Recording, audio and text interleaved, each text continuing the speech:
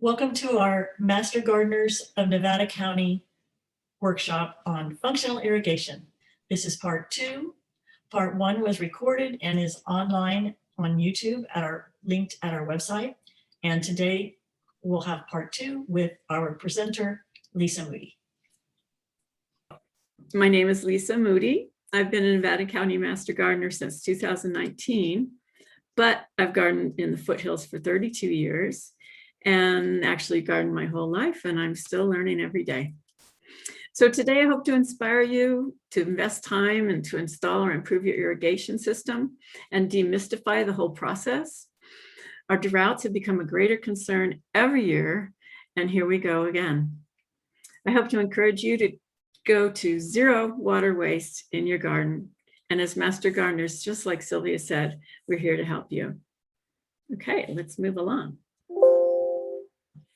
Just a review on some of the advantages of drip irrigation. I know a lot of you have been using it or want to really improve or enhance your system, and every bit that you do reduces your carbon footprint. It also encourages healthier plants. It reduces disease and fungus and stress and pests. Also, you've noticed when you do drip irrigation, it'll depress your weeds by delivering water directly to the plant. And a controlled watering schedule encourages deep watering for healthier drought-tolerant root systems. And remember, you are going to save money. Okay, today's workshop, we're really dividing it into 5 parts, and it's all about getting the fundamentals of what your design needs, what you need to factor in when you look at designing your system or repairing or maintaining your system. So we'll talk about mapping your site, evaluating your site, which will take a little time going into how to evaluate what you've got going on. We're going to go through the components of your system. We'll determine your emitter specs, which is going to be based on your soil type, which is different from last week in that we're looking a little bit more at the soil and some of the other factors with water. We're going to divide our landscape into hydrozones. I touched on that last week. We'll go into a little bit more, and you'll be able to create an irrigation schedule for each zone. So first, we'll start with mapping and evaluating your site. Using graph paper, draw your site layout and do it to scale. 1 inch or 1 square equals 1 foot, for example. Put the direction north arrow on it because you'll need to know your orientation with south and north and shade. Show if you need to any elevation changes, if you might have those challenges, and that's something to really factor in. In our workshop handout, we do have more links on tutorials on how do you handle the slope and your hill. I'll show you again how to do your pressure gauge water test on your own system. And then I'm going to do a flow test, show you how to do a flow test so you can see how those two play together at your home. And then we'll determine your soil makeup with the jar test. Here we go. So I want you to understand PSI, or pounds per square inch.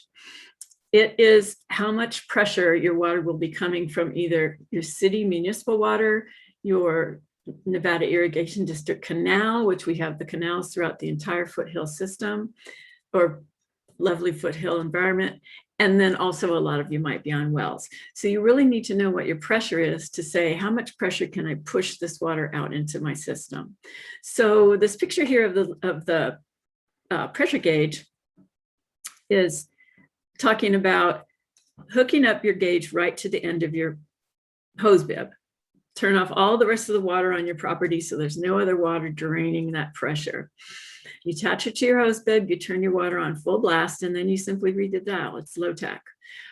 When you're looking at installing your system, always check on all your components and with that manufacturer's requirements, because there might be some slight variations with PSI requirements or to conform to the ones that work best with that equipment. And then just a point here, generally drip irrigation performs best at 30 PSI, and sprinklers need more force. They're going to perform best at 40 to 50 PSI.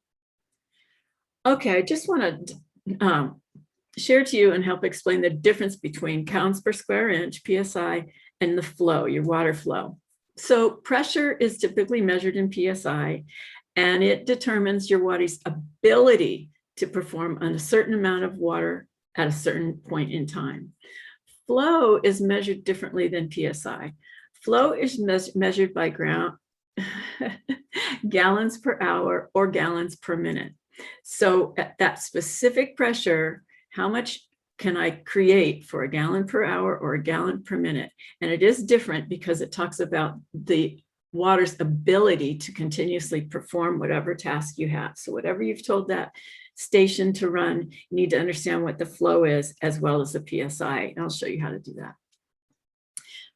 The way that we test our flow is we use a 1 gallon bucket. So just go ahead and grab either a milk carton or a 1 gallon bucket.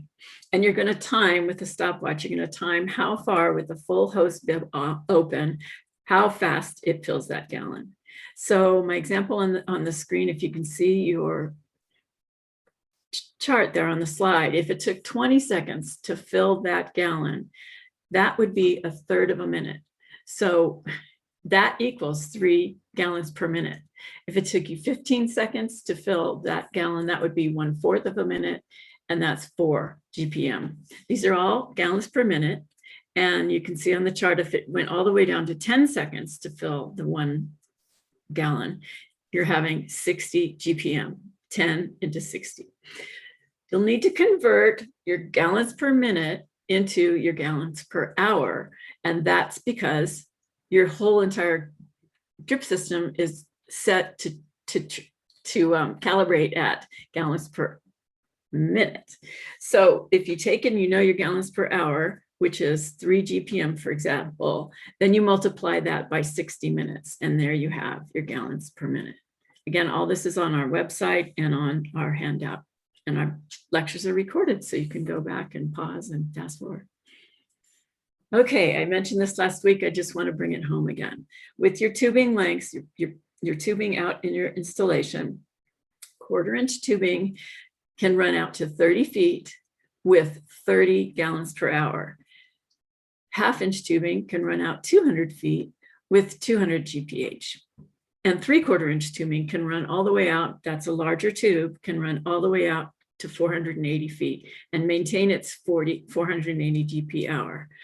But what you need to mention or realize and take into consideration is when you're designing that much water to flow out to that much foot extension from your water source, you'll want to underestimate and limit your actual disbursement in the earlier stage of your installation. So you're going to be possibly needing to add new plants, or plants will grow. And so you need to grow to the ability of that particular line of irrigation, excuse me. If you don't do that, you're going to have pressure problems with your flow and your pressure. And again, any crimps or debris in your system, and that's why we flush our systems, will decrease these values. And of course, any low pressure or slopes that affect that pressure will also be needing to take into consideration. Let's talk a little bit about your soil itself. So, excuse me, you'll do a soil texture jar test. And this is a simple way to really look at where are you with your soil type. A lot of us in the foothills already realize we have some pretty clay soil, but even on our own properties, we might have differences based on environmental history, what happened here, or any construction that happened here. Some of us might have properties where a lot of scraping or cutting and filling happened, and your soil quality will be different. So I just want to point out on this website, clemson.edu, Clemson University, one of my dear friends went to, they have a very detailed but not too difficult explanation of how to actually do your soil test, the jar test, with the determining your clay component, your silt component, and your sand. Everybody has a percentage of sand, silt, and clay. And you'll be looking at, what's my percentage here? Taking different samples around your property and doing this jar test. And something to think about with clay soil, I used to just think, oh, it's such a bummer I have such slow draining clay soil. But factor this in, clay soil actually has more nutrients, and the compatibility with allowing that plant to uptake those nutrients is increased. So having your soil at a level of clay is really preferred. There's a balance of sweet spot between clay and sand, and that's where we're looking at trying to get your own soil to happen. Well, looking at how this comes about really talks about how much water your soil can either retain or drain. So keeping that in mind, what is your soil type about? This graph, actually, cool triangle, shows where you might fall with your, on the right-hand side, showing how much silt, the percentage of the silt that you have in your soil. The left-hand side talks about how much clay you have in your soil, the percentage. And then the bottom of the triangle talks about your sand percentage. And you'll be able, after the jar test, you'll be able to see, oh, you know, I have 60% clay, I have 20% silt, and I actually have 30% loam. So you'll just go into this grid and find out actually how your soil is categorized, and really looking at that loam and clay loam, and that sweet spot in the middle of the pyramid is where you would ideally work with your actual working in the soil, but the factors that you want to take into consideration when you're talking about watering your soil. Water movement in soil, this just kind of shows you visually. In clay soil on the left, it spreads out and doesn't immediately drip down or drain, as opposed to sand, totally flushes quickly. Needing more nutrients in there will slow it down. The sweet spot between clay and sand is loam, as I said. But if you look lower on that graph, you can see that clay wants to get a slower GPM, 0.5 GPM, gallons per hour. The sand needs a larger 1 gallon or 2 gallon GPM because it needs to have more water hitting that sandy soil because it's going to be draining quickly. So what we want to look at is shorter but more frequent watering times on sandy soil and less frequent watering times on clay soil. So here's some of the components of irrigation installation. You have valves that are either below ground or above ground. They can be manual or electric. I'll show you some of the components for these valves, and then I'll show you some layouts and what it looks like out in your installation. And then I'm just going to factor in a few things again about point and line source emitters, which we talked about last week. Okay, this is a picture of what your valve box would look like. The one on the left has an underground installation. It's a side view schematic of what that looks like underneath, if you've ever seen those green boxes on the ground. This is what's happening underneath it. So on the left, you have a side view, and you can see with the intake water coming in, hitting that anti-siphon valve, which is the backflow preventer, which I talked about so important last week, going through the Y filter. In this case, it's up like this, and it unscrews this way, and then back out to your drip system. If you're looking at the color picture, which is actually a little more clear, on the far right at the top, you're seeing that white tube is your pressure reducer, pressure regulator, and you're going to be using the size that I talked about last week to get your own water pressure reduced down to where a drip system wants to be, which is about 30 psi. Right to the left of that is the nice filters that screw off that you can clean those filters. And then to the left of that is your actual anti-siphon valve. And left of that is the PVC pipe, your inline, your water line coming in to that valve. This is a nice picture to show at the bottom of your irrigation box. Compacting that soil and then putting some gravel on it really helps keep everything clean. And obviously, it's a good thing to keep all your valves covered and protected from the elements. This is just another side view picture of that same anti-siphon valve. You can install them in different ways in different installations, but they still have the same sequence of events with your parts. So again, you're going to have the intake. It's going to go in and across that valve. There's a solenoid up there with electric wires hanging off of it. And that's because this happens to be an electric anti-siphon valve. And the water is going to flush down and into our Y filter again. And then their pressure regulator is going to take you out to the perfect amount of pressure, we hope, and it probably will be, for your tubing Again, the same picture on the side is showing the water coming up, and it's actually just going out the opposite direction.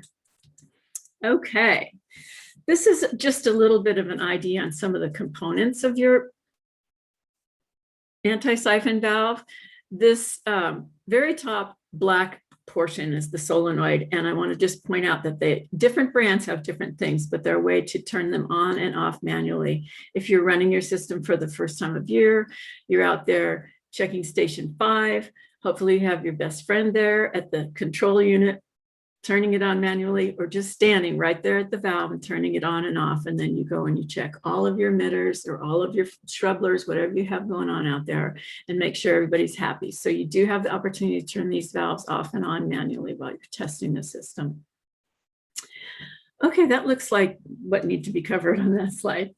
So this next slide, it looks like a lot, but I wanted to definitely show you and identify the different components of an installed system out in your property. This actually has 4 anti-siphon valves, so it has 4 stations. And this installation is set up so that it's coming from the water source in the upper left. It's coming right down, and you can see in the upper left, it actually has a regular hose bib with a manifold on it to allow several hoses to come off of it, so you can still do your manual watering. But if you look down along the copper pipe, there's a T. It's been welded away from that source so that you can use your electronic irrigation.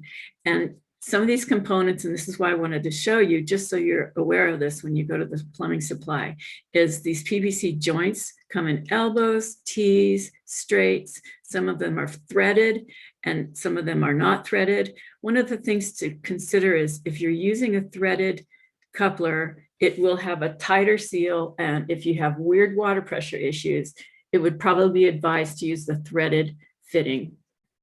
Coming down, you can see the inline water is coming up into that valve and then going back out again and out down the line. What else can I comment about that? Not too much. I think you're already an expert. And by the way, this can be a lot of information coming at you right away. I mean, it's taken me a while to learn these things, and yet I'm learning more all the time. So recognizing we're here in Nevada County Master Gardeners, that's what our job is. We volunteer and we love it. And if you have questions on how this is working, try us first. Go online right now. We don't have our regular Tuesday and Thursday call-in hotline, but online we do got questions on our website. And you can send in pictures, like Sylvia said, and it's just very helpful for us to get specifically into what's going on for you. And then again, always trying online. But if you have issues in our area, we have some particular issues that are more challenging in other parts of the country, and we certainly have been there. It is a humbling experience to garden in the foothills. Okay. Once you get those valves installed, you want to cover and protect them. You can see this one on the lower right is what you'll normally see. Those can be buried and should be buried or not to cover the irrigation stations. And then even cosmetic ones like that rock that you can use in your installation. So you also will see, and I'll go back to that other slide. See how these anti-siphon valves come up out of the ground, and there's 4 of them. There might be banks of them. I mean, you'll see in large commercial installation where there are quite a few valves, and they might even put a house over it. Looks like a little well house. But you also see those valves in a place where they're protected with a padded sleeve. They're usually green, and they're an insulated padded sleeve, but that functions in 2 ways. It's keeping them insulated so they aren't going to freeze, we hope, and they also stay clean. Covering your valves. All right, I want to talk a little bit about what happens at the end of those water lines. Last week, I talked about point source emitters and line source emitters, and I just want to review for some of you who didn't get to see that workshop. On the upper left of this slide, you'll see 3 types of point source emitters. That means it's coming out of one point, and that's an emitter that will generate a certain gallon per hour. Most manufacturers have them by color. It has red for 4 GPH, green for 2 GPH, and black for 1 GPH. And these flag emitters, which this type is called, are excellent because you can just screw that little top off and flush that emitter. So you don't have to replace emitters as frequently. So those are flag emitters. In the lower right, that's the traditional emitter that you're used to seeing. That's a point source emitter. And then if you had all your system on a microspray, that too is a point source emitter. Line source emitters are becoming more and more popular because the technology has really improved. Those laser drilled emitters self-flush, and they're inline in different sections. So you can buy them in 6 inches apart, 12 inches apart, 6 or 8, 12, and even 18 apart. So that, again, addressing that issue of what type of soil do I have and what's going to be the best way to make coverage for that soil and get the most efficient water taken up for that plant. On the lower left, you can see it's showing an installation where the line source emitters are, that is on a slope. That's why I like this picture. So the lines are on a slope and they're going diagonally across the slope, thinking what would happen if we put them vertical? All the water gravity would just bring it right down and we wouldn't get as much emitters in the upper part. So it's going across the hillside laterally. It looks like they've put in their shrubs, their foundation shrubs, and now they're about to put in their ground covers or other lower perennials, aiming for where those emitters are. Now, if they were only having those shrubs on that hillside, you wouldn't want line source emitters because it would encourage weeds in all the places you don't have plants. And a better option for just a few shrubs like that would be point source emitters on that plant and then mulch all around the best, the best you can to reduce weeds and keep the soil cool. Okay, those are line source. Let's talk about what your specs can be on each emitter, whether it's a line source or a drip source, point source. So on the left side of this chart, it shows line source emitters in what type of soil. So once you've determined your type of soil, you're going to say, all right, how much volume do I need to put on that soil with my line source emitters? You'll see, let's use clay loam, for example. You're going to want to put 0.4 amount of water using a 0.5 GPH emitter. So in your looking at your line source, and I'll talk more about how you actually calculate what plants should do or receive. UC Davis or UC Ag and Natural Resources has done a tremendous amount of helping not only home gardeners, but industry, commercial, agricultural, do a lot of technical analysis to get that water delivered most efficiently. Over on the right of this chart, talks about point source again, looks at your clay loam, et cetera, and goes down to your sizing of what you probably need to put for your GPH. And again, it shows at the bottom of that, sand is going to need a lot of water and for a longer time, 1.0 to 2.0 GPH. So looking at what you want to be flowing onto that soil.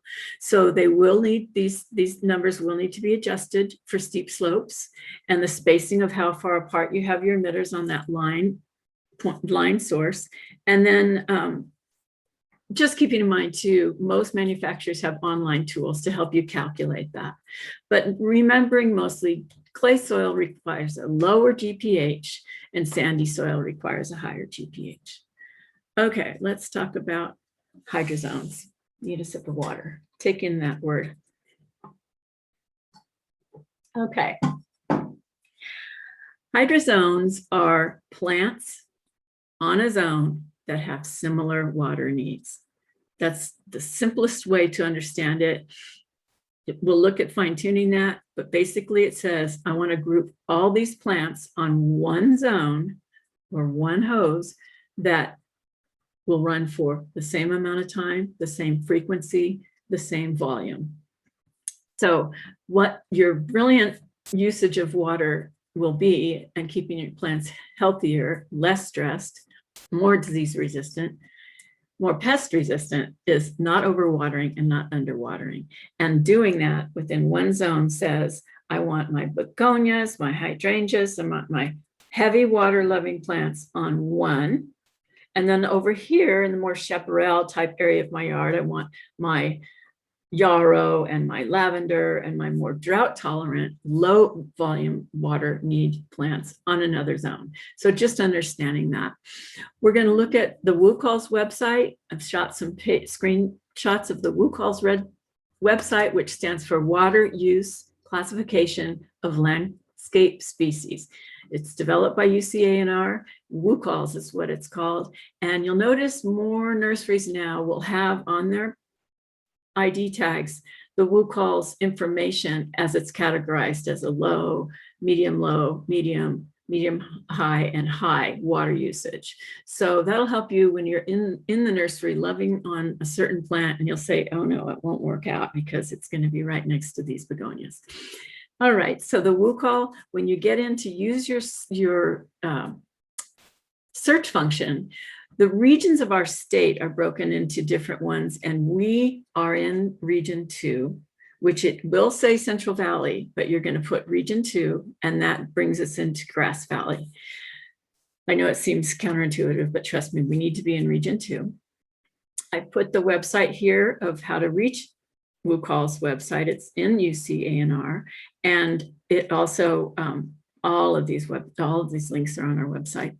And then when you get into using your WUCAL, you're going to go into the WaterWonk site, and it'll give you the approximate weekly and monthly quantity of water based across an entire year. So it's very refined and really helps you lay a system out correctly in the first place. So that WaterWonks is inside WUCALS, and that's where you'll go and actually calculate for a plant. Okay, when you get inside WUCALS, the water use classification of landscape species, on the left, you'll see this is the general page where you're going to come in there and start searching for plants or get other information that you're interested in. When you get your plant list, you can download that list and say, I'm going to go back to my plan, and these are the 6 I want to put on this zone, imagining you have a brand new installation. Or these are the 6 that should be on this zone, and I need to move that one plant that's really suffering so that everybody's in community happy on that one line. You notice on the right side of the slide here, now I'm going into the plant search database. And you can see right there, it says the city of Grass Valley, and then the region is central. So that's what I was mentioning earlier. There are criteria that it asks you to get in there. And in my case, I wanted to say, I want this whole section to be low maintenance. You get to say if it's shrubs or ground covers, trees, any type plant you're looking at, including the UC Davis All-Stars, which are 100 fabulous plants that the UC Davis Arboretum has categorized as all-stars, and it's important and fun to look at what those are. We have several in the demo garden over in the NID property, and they're fabulous plants, the 100 all-stars. So after I hit search on this, on the slide on the lower part, you can see it brought up 306 plants that presented as the criteria I wanted. I wanted low plants. I can't remember if I said shrubs. I must have said shrubs or perennials, looking at it. Anyway, it brings up all of your plants, and you can download and print that and then keep that with you and know this is what I want to do in this area, and start researching the plants. Is that something you like or that's conducive to your location?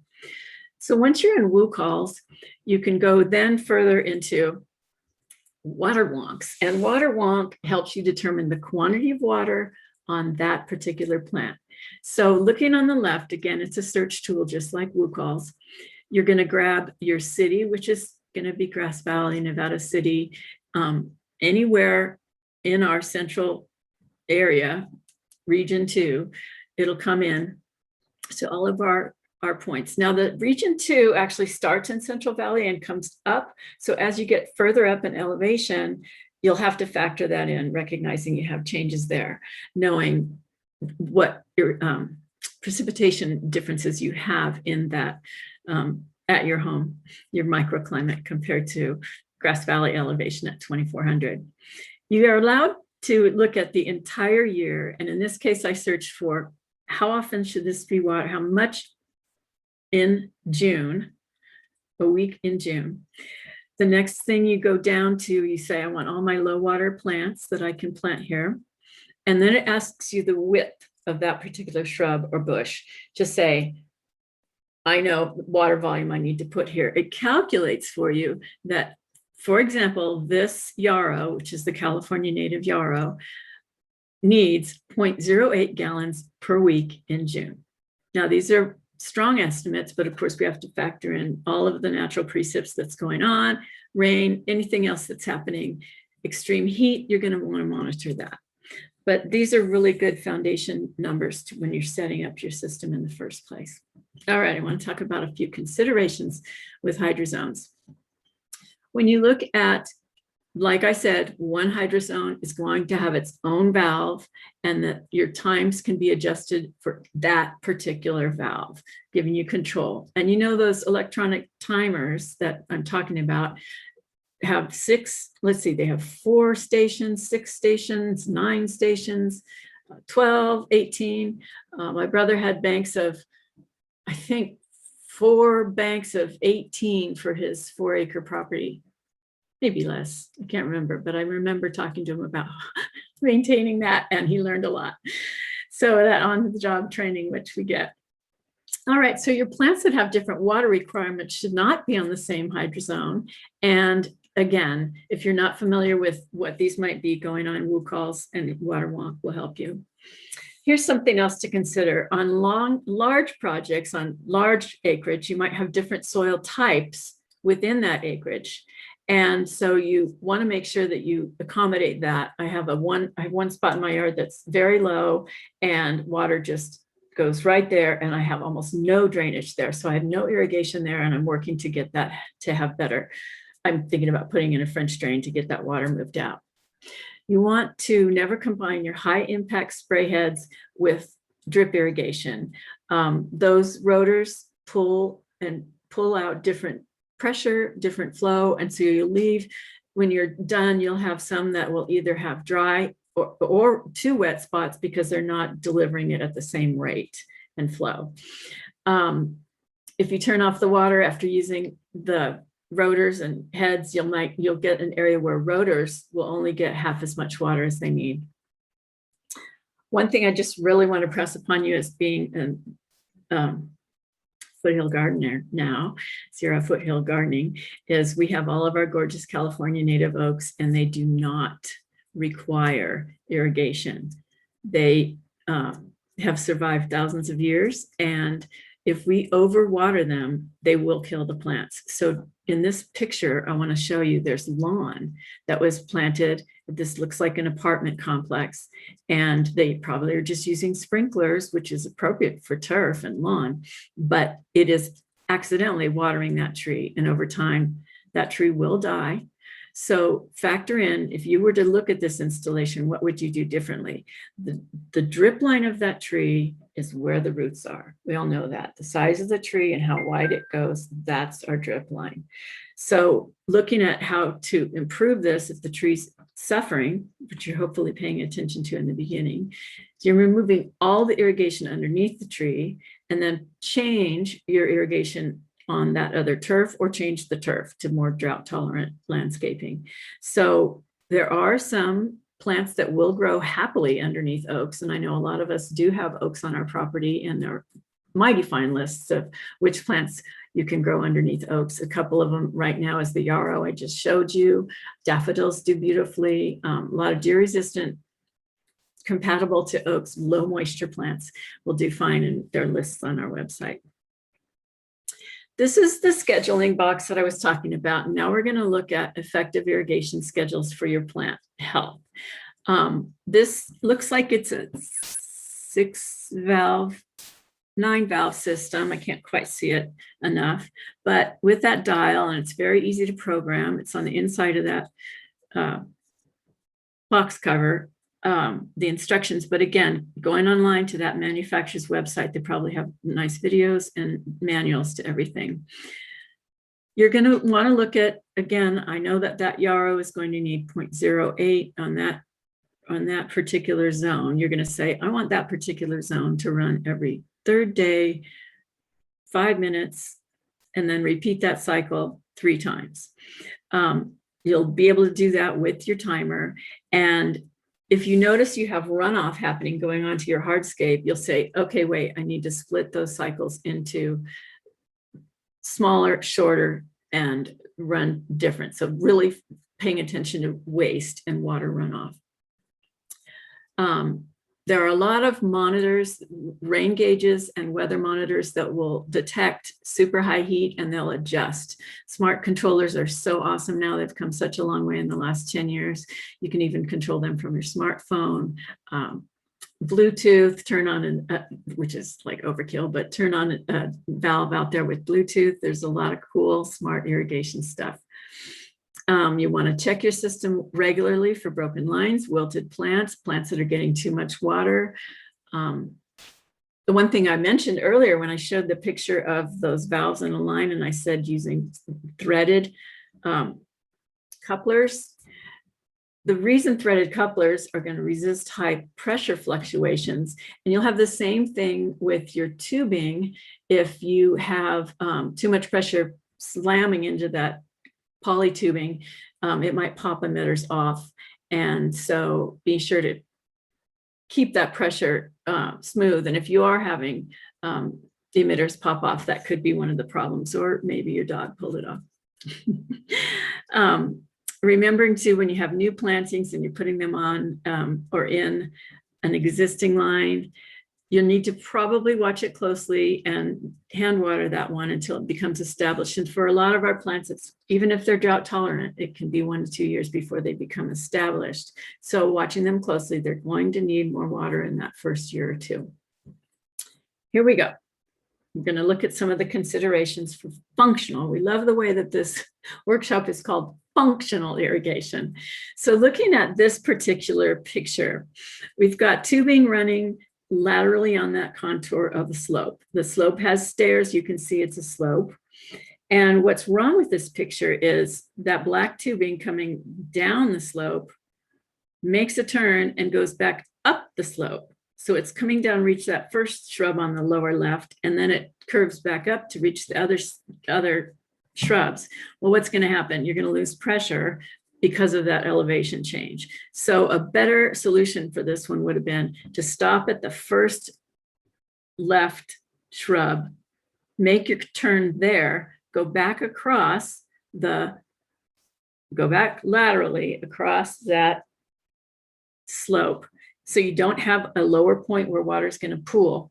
So with a slope like that, point inline source irrigation is best. Inline in the tubing. You go across, come down, go across, come down, go across, come down. And at the bottom of that line, the very lowest part with gravity, you'll have a flush valve to clear that water out at the end of the season, so you don't have those kind of problems. So we're looking at just a couple other points on this: not burying your tubing, checking your filters frequently to make sure that you are keeping your lines clear. A couple other things just to think about: if your water pressure is over 60 psi, using your threaded fittings. Obviously, you recall probably that this is a pressure regulator to help reduce whatever's coming from your water source down to what's going to work for your drip. And what else do I want to say about that? Not much. I mentioned it already. I want to give you some tips and tricks and some do's and don'ts. For all of us in the foothills, the very best time to plant any shrubs, 1 gallon containers usually or more, plant in the fall. They're going to have a gentle adaptation. They're going to get winter rains, we hope, and they'll become established before they get hit and slammed by our summer heat. So putting a plant out in the spring, you can think of the difference of its ability to withstand that shock and the weather changes. Planting in the fall. If we're in a really serious drought and you do have landscaping that is perhaps turf or some smaller perennials or annuals, really look at your first water to send to your plants need to be your trees and your shrubs. They take a long time to become that size. Mature trees and shrubs are more expensive to replace. So focusing on that, you can always replace the lawn, and that's not that expensive compared to replacing a $300 or $400 or $500 tree. If you know a drought is coming, or even to plan for the summer, you can take your regular watering schedule and over the course of a couple weeks, reduce that schedule by 20 to 40%. So you're actually saying, I'm going to force you to be a more drought tolerant plant by slowly reducing the amount of water that you're giving it. Watering late in the evening and early in the morning will help with fight evaporation. And then if you do have trouble with pets or wildlife or anybody chewing on your tubing, a lot of people have good luck with taking a bowl, putting an emitter on the bowl so it gets filled every time the irrigation runs, and then that pet or that pest can seek and find the water in the bowl rather than seeking and finding the water in your tube. So I just want to talk a little bit about some tips for plant health and water and conservation. I want to remind you that compost is your best friend. It helps absorb and hold water by increasing the quality of your soil, bringing you into that sweet spot of sand, silt, and clay. If you can, apply your compost yearly. Just scratch it into the top part of the soil. Don't turn it in. It's too disruptive to the whole soil biome. Using mulch, putting 2 to 4 inches of mulch on your plants every year is not only going to cool the soil, but it holds in the nutrients and the water will be held in, reduce your weeds, and as it decomposes, it'll help with the health of that plant. And then you really might factor, and over time, I'm doing this in my yard, switching from more water intense needed plants, high water requirements, toward more low requirement landscape plantings, and really focusing on California natives that we have that are already adapted to live here, are already going to have the best success rate with plants you have in your landscape. And we have amazing resources here in California. We have the California Native Plant Society, which is an entire organization, nonprofit for the whole state. And then we actually have a chapter here in Nevada County, the Redbud chapter of the California Native Plant Society. Put the website down there and it'll also be on our handout. Here's some of the websites I talked about. Our own website, Nevada County Master Gardeners.ucanr.edu. Go under the Got Questions tab there, and you can submit your questions, or understanding too that our website is loaded with articles and things to learn and read about, and we tap right back into UC Davis at the Ag and Natural Resources Department. We've got the website for WUCalls and Water Wonk. You can take a screenshot of this if you'd like. Right underneath Water Wonk is NID Water. That's the Nevada Irrigation District that we have here where we get our municipal water. And last week I talked a little bit about how people get their water out of the ditch and actually irrigate with that water that's free to us until we pump it. And NID will set up the box so then you can hook up or commercially hook up a pump system and bring it to you. But the costs of that water are excellent, and it's really preserving our fresh water that is so precious, and using filters to filter out that natural occurring catchment water from the runoff in the Sierra and watering your property. So NID Water, they can help you, and they're very good in operations and service departments, so they can help answer your questions and get you set up for that. CalGarden web at UCANR is loaded with information. And again, in CNPS, our Redbud chapter here. And then ARCSA is a nonprofit website that has a lot of training and information on catchment systems and the value of capturing that water that's coming to your property naturally, and the easy low-tech ways to do it and super high-tech ways to do it.